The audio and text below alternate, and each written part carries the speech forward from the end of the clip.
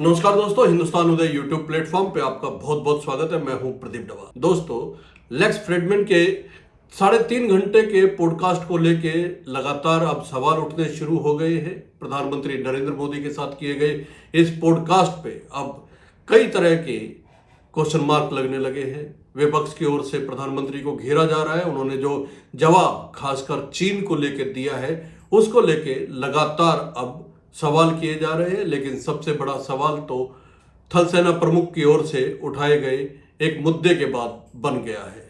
थल सेना प्रमुख उपेंद्र द्विवेदी की ओर से जो सवाल किया गया है, जो बात कही गई है, वो बेहद महत्वपूर्ण है। उन्होंने चीन को अपना सबसे बड़ा प्रतिद्वंदी भारत के लिए बताया है और वहीं प्रधानमंत्री नरेंद्र मोदी फ्रीडमैन के इस पॉडकास्ट में कहते हैं कि भारत और चीन के रिश्ते तो परिवार की तरह है और परिवार में एक दूसरे के साथ खटपट होती रहती है। लेकिन शी जिनपिंग के साथ जिस तरह से उनकी बातचीत चल रही है उससे ऐसा लग रहा है कि दोनों देश अब आगे बढ़ रहे हैं और इनमें पहले की तरह सामान्य रिश्ते होने की संभावनाएं बन रही है। मैं आपको पढ़ के सुनाता हूं कि प्रधानमंत्री ने चीन को लेकर इस पॉडकास्ट में क्या कहा था। उसके बाद हम आपको बताएंगे कि इसको लेके या इसके तुरंत बाद जो बयान थल सेना प्रमुख की ओर से आया है वो क्या है और उसके क्या मायने हैं, इस पर भी बात करेंगे। लेकिन सबसे पहले प्रधानमंत्री से जब चीन को लेकर सवाल पूछा गया तो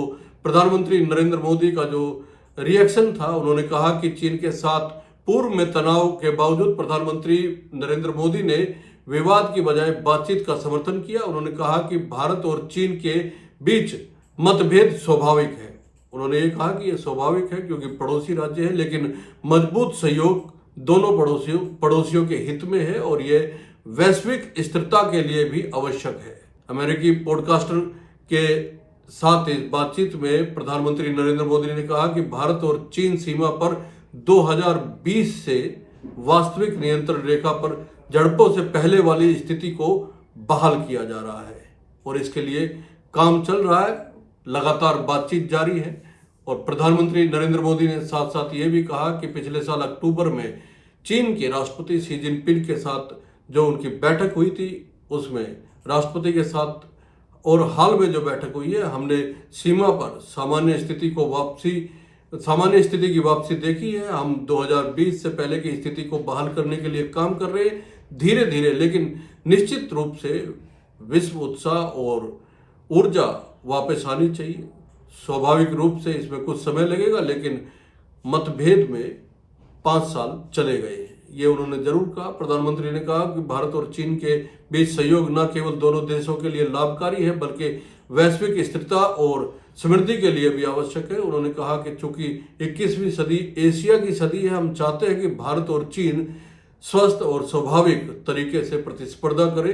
प्रतिस्पर्धा बुरी चीज नहीं है, लेकिन इसे कभी संघर्ष में नहीं बदलना चाहिए। इसके साथ साथ जो प्रधानमंत्री ने कहा है, एक बार मोटा मोटा वो समझ लेते हैं। उन्होंने कहा कि भारत और चीन के संबंध नए नहीं हैं, दोनों देशों की संस्कृति और सभ्यताएं प्राचीन हैं। उन्होंने कहा कि आधुनिक दुनिया में वे एक महत्वपूर्ण भूमिका निभाते हैं। यदि आप ऐतिहासिक रिकॉर्ड को देखें तो सदियों से भारत और चीन ने एक दूसरे से सीखा है। साथ मिलकर उन्होंने हमेशा किसी न किसी तरह से वैश्विक भलाई में योगदान दिया है।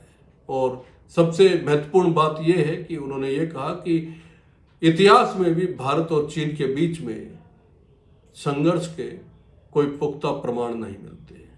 लेकिन दोस्तों, इसके बाद जब थल सेना प्रमुख उपेंद्र द्विवेदी का जो स्टेटमेंट आया है वो बड़ा महत्वपूर्ण है और उसको लेके अब सवाल खड़े हो गए हैं। क्या उपेंद्र द्विवेदी ने प्रधानमंत्री के इन तमाम बयानों की पोल खोल दी है, भले ही अनजाने में सही? क्या उपेंद्र द्विवेदी ने वो कह दिया है जो शायद प्रधानमंत्री नरेंद्र मोदी नहीं कहना चाहते थे चीन को लेकर? क्या उन्होंने वो सवाल खड़े कर दिए हैं जो प्रधानमंत्री छिपाना चाह रहे थे? उन्होंने बड़ी प्रमुखता के साथ काफी कुछ ऐसा बोला है जिसको लेके सवाल खड़े होते हैं। उपेंद्र द्विवेदी ने चीन को लेके कहा कि चीन ग्लोबल साउथ में भारत को आगे बढ़ना नहीं देना चाहता। देखिए, बड़ा महत्वपूर्ण उन्होंने बात कही है कि ग्लोबल साउथ में वो भारत को आगे नहीं बढ़ने देना चाहता, वह प्रतिस्पर्धा पैदा करता है और भारत के प्रयासों को बाधित करता है। ये चीन को लेके कल ही जब पॉडकास्ट टेलीकास्ट हो रहा था उसी के आसपास का ये कल का ही बयान उपेंद्र द्विवेदी साहब का है। उन्होंने कहा कि दिल्ली में उन्होंने कहा कि भारत को भविष्य में शक्ति के रूप में अफ्रीका की संभावनाओं पर विचार करने की जरूरत है। और ये सब उन्होंने कहाँ पे कहा है? दिल्ली में general Bipin Rao memorial lecture में वो बोल रहे थे। बड़ी महत्वपूर्ण बात है, ये सीरियस रहे। इसके साथ साथ उन्होंने जो सबसे बड़ी बात ये कही है कि एससीओ पर नज़र रखने की ज़रूरत है, यानी कि शंघाई सहयोग संगठन पर नज़र रखने की ज़रूरत है। और ब्रिक